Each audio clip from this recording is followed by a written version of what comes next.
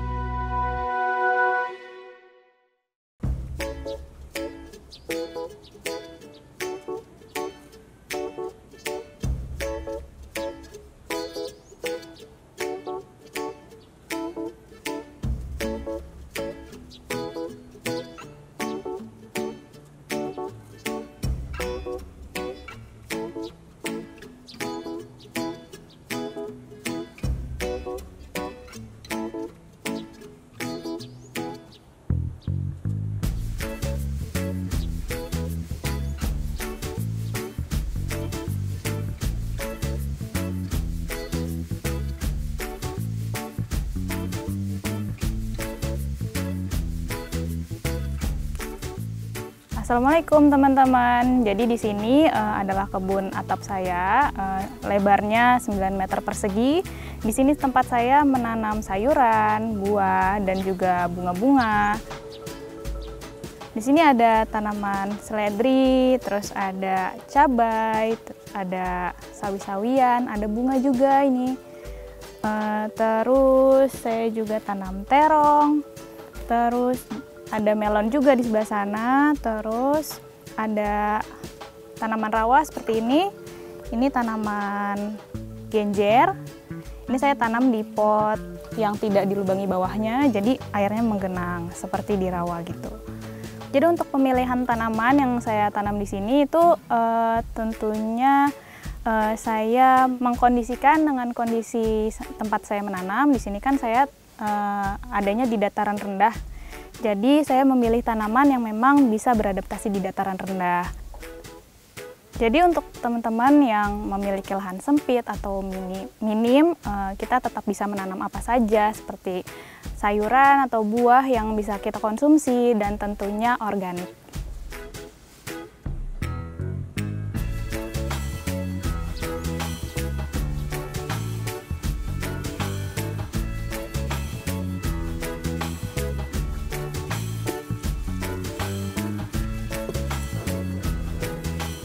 Perkenalkan, nama saya Sekar Alivia. Kesibukan saya sehari-hari adalah seorang karyawan di salah satu perusahaan swasta di Jakarta. Alasan saya berkebun adalah awalnya memang saya hobi berkebun memang dari kecil, cuman saya baru bisa merealisasikan hobi saya sekarang-sekarang ini. Awalnya juga tempat berkebun saya ini adalah tempat toren biasa, tempatnya terbengkalai. Awalnya ini memang tidak tersentuh, aksesnya tidak terbuka gitu. Nah, karena saya melihat potensi, saya bisa berkebun di sini. Minta tolong ayah saya untuk membuka akses untuk bisa ke sini gitu. Karena kalau di depan rumah itu akses untuk berkebun itu kan terbatas. Kalau di sini kan bisa full matahari, jadi saya bisa berkebun sayur di sini gitu.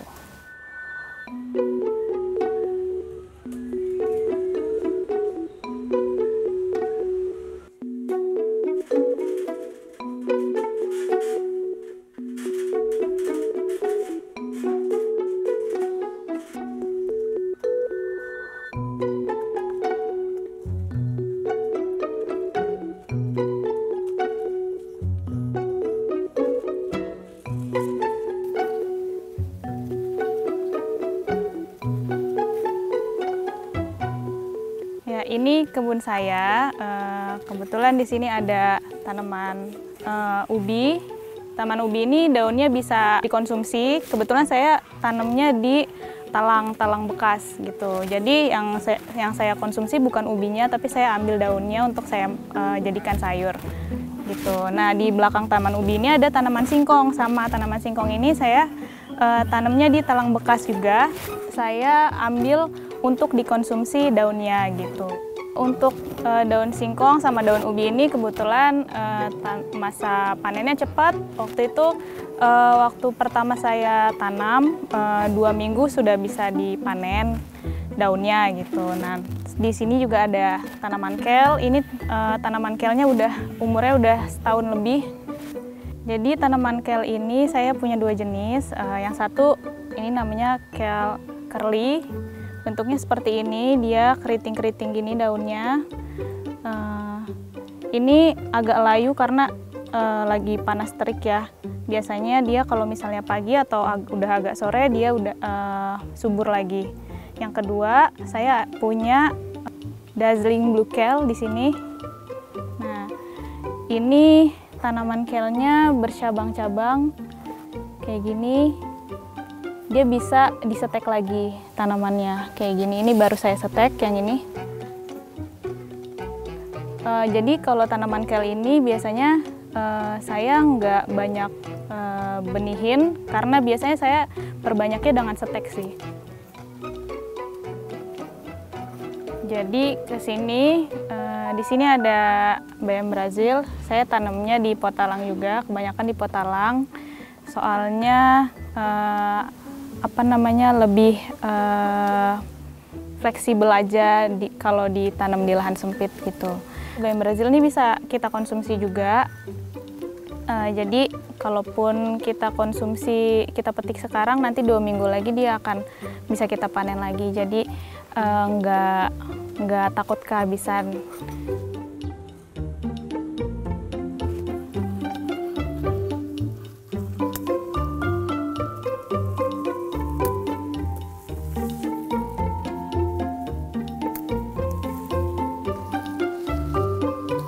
Perasaannya bisa panen sendiri itu tentu saja senang sekali karena kebetulan kan kebunnya juga organik. Karena organik kan saya bisa menyediakan sayuran yang sehat untuk keluarga saya. Terus juga kalau misalnya lagi nggak bisa ke pasar, bisa langsung petik aja di atas.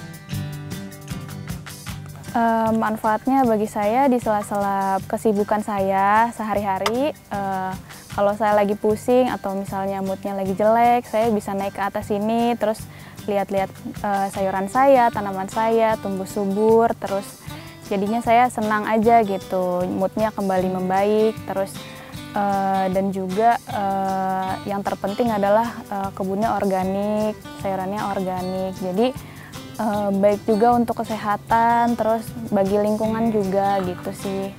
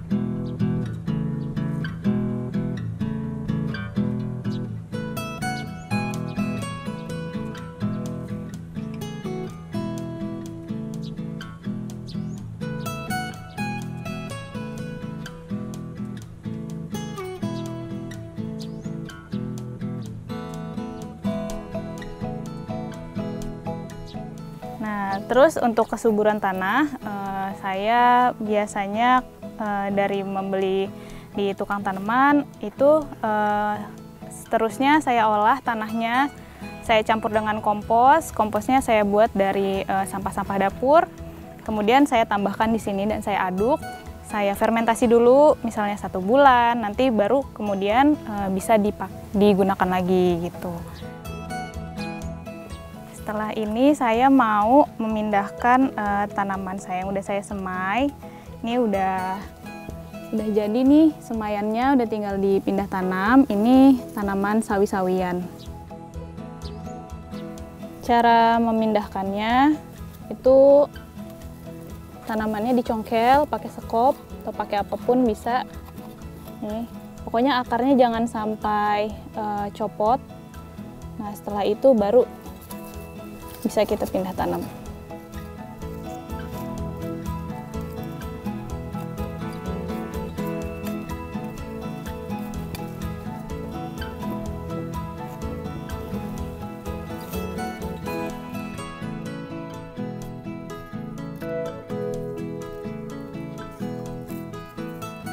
Semakin kesini kan akses untuk belajar berkebun organik itu kan semakin banyak. Jadi saya nonton YouTube, ternyata berkebun organik itu mudah gitu. Kenapa saya menggunakan alat-alat dapur? Kebetulan panci-panci di dapur juga udah pada nggak bisa dipakai karena udah bocor. Jadi kebetulan ini panci-pancinya kan dibuat sama ayah saya untuk produksi UMKM gitu.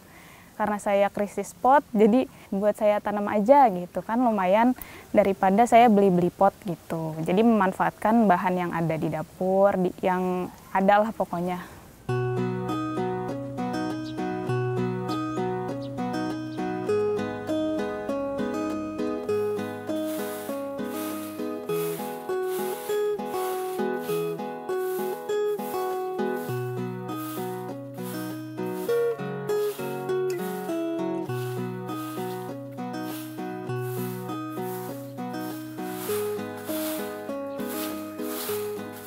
Jadi selain di atas, saya juga punya beberapa tanaman yang ada di halaman depan. Salah satunya ada tanaman ini, serikaya, buah-buahan.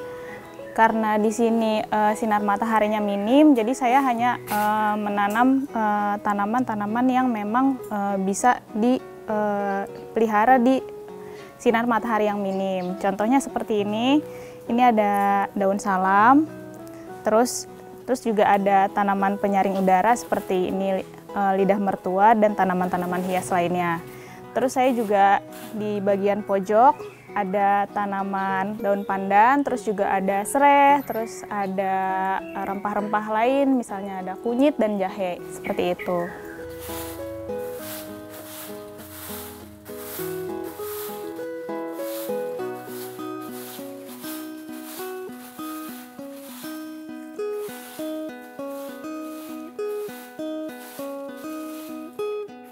Kalau mengolah lahan biasanya saya sendiri, tapi untuk menyiram seperti itu kan biasanya saya kerja. Nah, sehari-hari saya dibantu oleh ayah saya untuk menyiram tanaman. Namun untuk weekend saya pupukin sendiri, saya tanam-tanam sendiri gitu.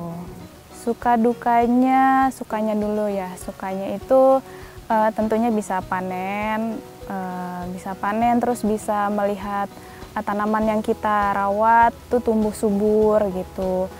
Terus bisa menyediakan makanan organik untuk keluarga yang sehat gitu tanpa pestisida tentunya. Terus dukanya itu kalau misalnya kadang mati sendiri, kena jamur atau misalnya banyak hamanya gitu.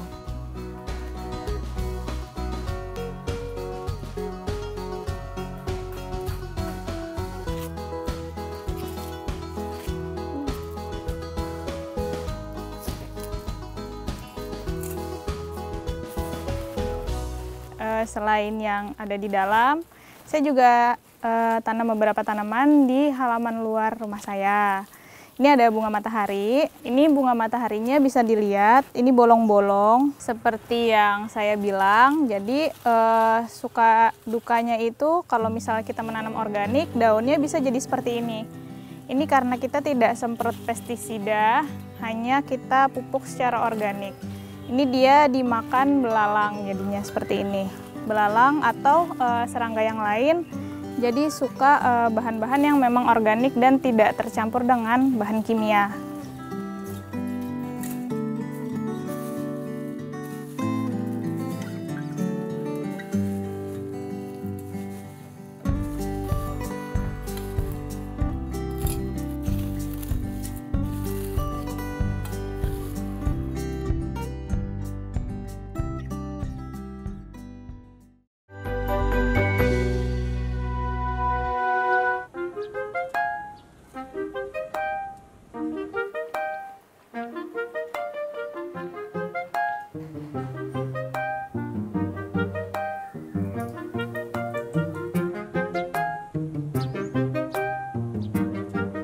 Untuk pembuatan pupuk ini saya nggak sendiri, saya ditemani oleh ayah saya. Ayah, ayo kita buat pupuk ya. Siap.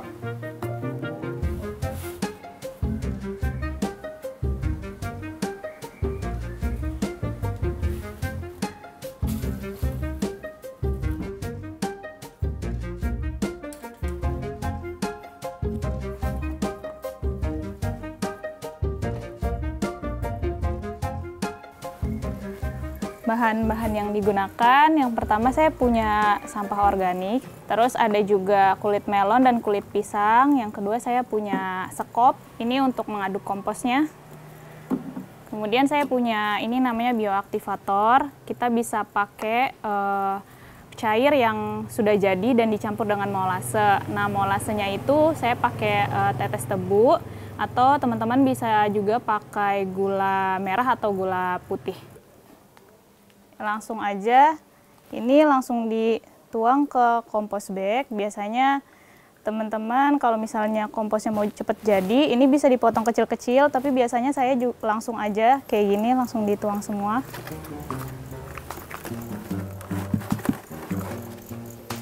Terus saya siram pakai bioaktivatornya.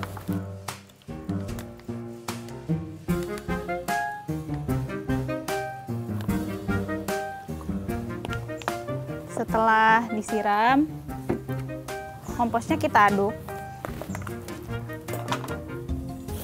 Ini kenapa saya membuatnya bersama ayah saya, karena ayah saya juga concern terhadap lingkungan.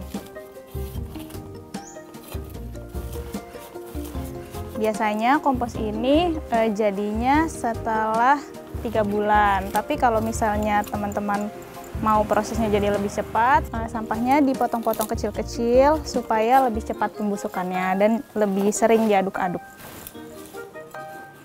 Kebanyakan bahan-bahan pupuk ini saya dapatkan dari sisa sampah rumah tangga tentunya, terus juga seperti daun-daun yang tadi saya sapu dan sisa-sisa panen di kebun.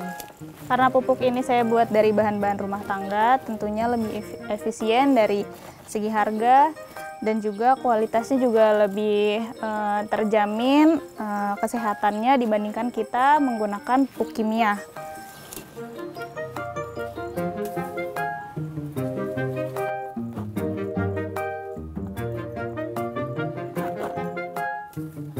Awalnya juga tanahnya juga saya beli di tukang tanaman, kayak kan ada tuh media tanam yang udah jadi, terus ada juga pupuk yang udah jadi gitu. Tapi kesini saya bisa pakai pupuk kompos saya yang saya buat.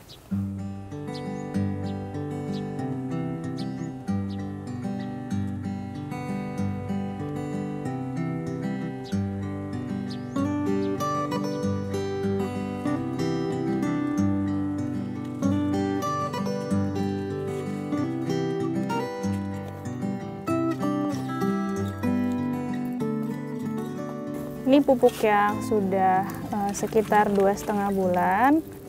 Sebenarnya ini udah hancur, udah bisa kita aplikasikan ke tanaman. Ini suka dukanya kita pakai pupuk organik itu, yang pertama sukanya itu tentunya lebih hemat, lebih murah, terus lebih mudah juga kita mendapatkannya, terus lebih sehat juga. Dukanya itu cara pembuatannya lama, terus kadang kalau tidak kalau tidak ditutup dengan sempurna menimbulkan bau yang tidak sedap.